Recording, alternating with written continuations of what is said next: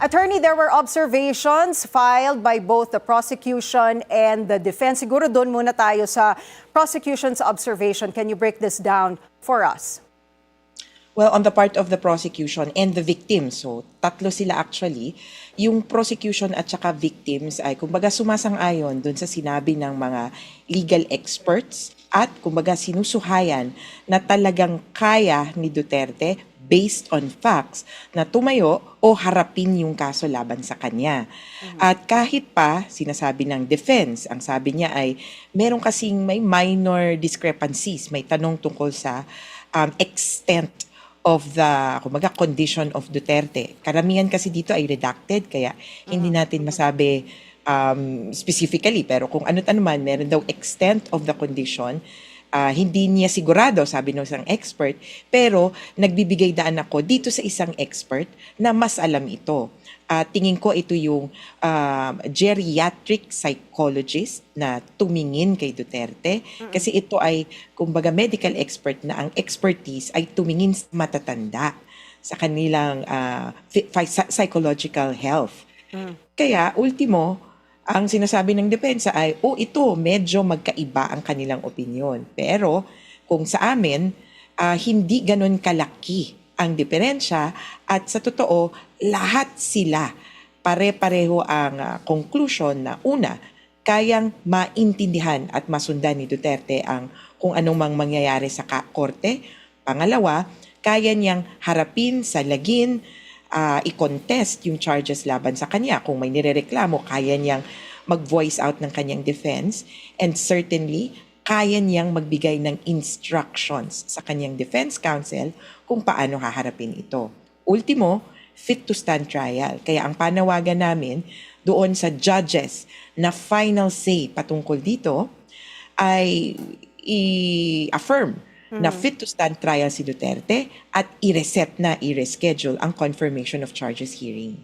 But the Duterte camp is contesting yung recent medical exam. They are saying that there are certain inconsistencies. Can you tell us more about this, attorney? Well, the inconsistencies turn out to be minor details. One is, again, the extent of the condition. I would say this would pertain to his memory. Almost all of them say that there is some form of memory loss. One says it's only short-term memory loss. Kumbaga, nakalimutan kung saan naiwan yung damit, saan naiwan yung gamit. Yung isa naman sabi, oo, may short-term memory loss, pero yung matagal nang nangyari, naaalala niya yan. Kaya kahit pa sabihin natin na may pagkaulyanin na, hindi ganun kalala para makalimutan niya yung nangyari, particularly noong panahon ng war on drugs. Kaya sabi nung parehong experts, kung ang tatanungin, kaya ba niyang harapin ang charges? Kaya. His lawyers, FPRRD's lawyers are saying na magiging problema itong short-term memory loss. Halimbawa, kung in court, maaalala niya yung certain evidences, pero pagkadating daw sa time na comparing one evidence against another, baka hindi na niya ito maalala. Do you think this is possible? And hindi ba ito nakikitang concern by the doctors who have evaluated FPRRD? Well, it is. It would be a concern if his short-term memory affects his, kumbaga, long-term memory. But then, his defense will be able to build their case for over a long period of time. Second, the source of information will not only be Duterte. There are others who may be willing to come forward, and in fact, the prosecution in the course of their investigation have submitted, I think, around 5 pieces of exculpatory evidence. Kumbaga, ang ICC, medyo stricto yan eh. Kunin ang lahat ng impormasyon at kung may impormasyon na natalisod na nagpapawalang sala kay Duterte, kailangang ibigay sa defense. Kaya kung ako, partida yon para sa kanila. Ilang buwan na ang nakalipas para maghanda siya ng depensa niya. At in the course of trial, ang mauuna naman ay prosecution. Kaya hindi kailangan na kaagad-agad depensahan niya ang sarili niya kapag may nagsalitang witness. May proseso po ito Kaya para sa akin, yung una yung proseso, tapos pangalawa yung tamang paghahanda nila ang ah, kumbaga makakapag-alleviate, makakapagpagaan itong issue sa short-term memory loss. Tamang paghahanda lang talaga. The findings of this medical evaluation, gaano ito kabigat para sa magiging desisyon ng pre-trial chamber? Well, I would say it would compose about maybe 50% of the decision. But of course, I wouldn't know that for the judges. But if I were a judge and the issue calls for a factual finding, ang tanong, meron ba yang problema sa pagkakaintindi? Meron ba yang problema sa pagsasalita o pag-communicate? Meron ba yang magiging problema na hindi niya mahahanda ang kanyang depensa? Mukhang sa akin, the facts should speak for itself. As a judge, I would say that they should be also able to appreciate, or it would have been best if they were able to see Duterte himself. The only time that they were able to appreciate for themselves the demeanor of the suspect was during the initial hearing. He, I would say, lost the chance to have demonstrated whatever infirmities he had during the previous hearing. Kung maalala po natin, nagpatawag kasi yung, appeals chamber ito. Yung appeals chamber nagpatawag ng open court hearing o pagbabasa ng desisyon patungkol doon sa interim release. Hindi po siya nagpakita. Attorney, if 50% ang sa independent panel of expert, what would make up yung other 50%? Of course, the observations of the prosecution, defense, and then the victims. Especially for the defense, and you're right, you've been quoting from the defense observations. I would have to take in all their information that they've submitted. Kung meron bang pagkakamali ba, and yung experts, meron ba silang hindi natingnan, because the defense would be certainly on their toes as to what is the actual condition of the suspect. But I mean, me looking at all the information, I think the defense has already submitted everything, including some initial medical information, which they submitted in part for the interim release and for the fitness to stand trial. Ang medyo pareho kasi yung batayan. Ang sinasabi, palayain nyo na po muna si Duterte at kumbaga, i-dismiss ang kaso dahil hindi na siya okay. In fact, dito sa fitness to stand trial, sa competency issue, natalo na sila doon sa interim release. Hindi pinayagan ito nung nakaraang buwan.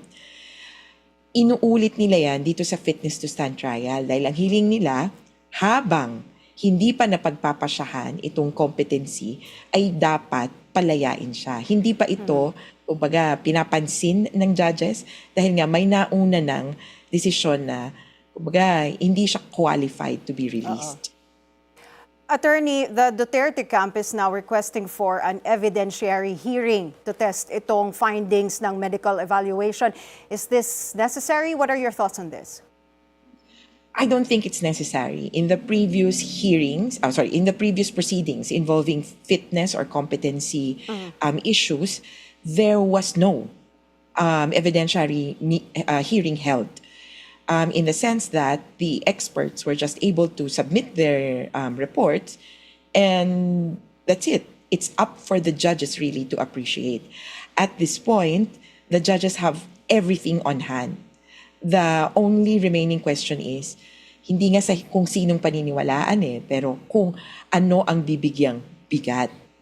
Kaya madali lang naman to na issue, lalo na kung sinasabi ng eksperto, wala namang ganun kalalang sitwasyon. At ang isang punto pa nga namin, iba sabi fitness to stand trial. Pinoint out ito ni Judge Flores Liera. Trial nga, hindi pa tayo magta-trial. Nasa pre-trial stage tayo.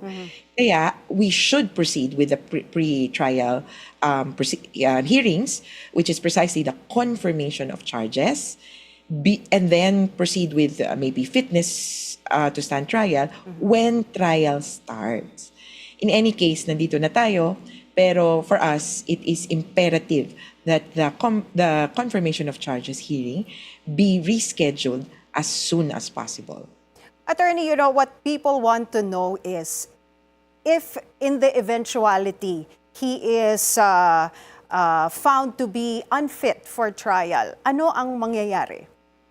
Hindi po siya basta-basta palalayain, kung yun po ang sinasabi. At pangalawa, hindi po siya basta-basta lalong-lalo na pauuwiin. Ang Dutch government, ang ICC, sa pakikipag-ugnayan sa Dutch government, ay gagawa ng paraan para kumbaga maaksyonan ang kanya or matugunan ang kanyang sitwasyon. Katulad ng tinatagan natin institutionalization, pagdala siguro sa kanya sa ospital, sa isang dementia village, sikat dyan ang Netherlands. Sa pagpapauso nila niyan, isang self-sustaining kumbaga village for dementia sufferers. Kung sakaling yun ang kanyang punto. Pero it will be institutionalization rather than outright release. So hindi pala siya basta-bastang ibabalik sa Pilipinas if this happens? Certainly, no.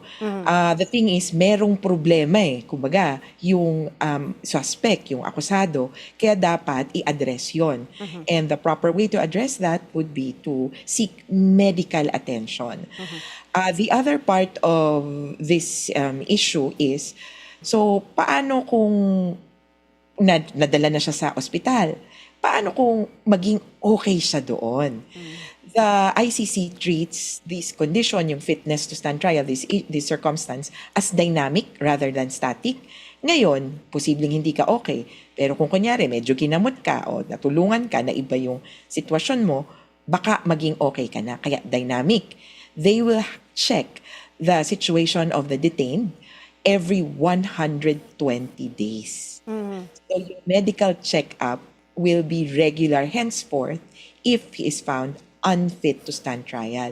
Ang punto din kasi dito, this is someone who has been accused of grave, heinous crimes. Why? Simply release them out into the public when they can and they might be a threat to public order. With the confirmation hearing still pending, Attorney, what is the key timeline that you expect from the ICC? Well, January is the month where I am expecting the decision on the fitness to stand trial. Unfortunately, the court is on recess now from December 12th up to January 5th. But coming back into 2026, when they go back to their offices, they will be confronted with all these submissions. I'm hoping that they have a decision within that month, January. The confirmation hearing hopefully within the first quarter, and then trial proper by the end of the year.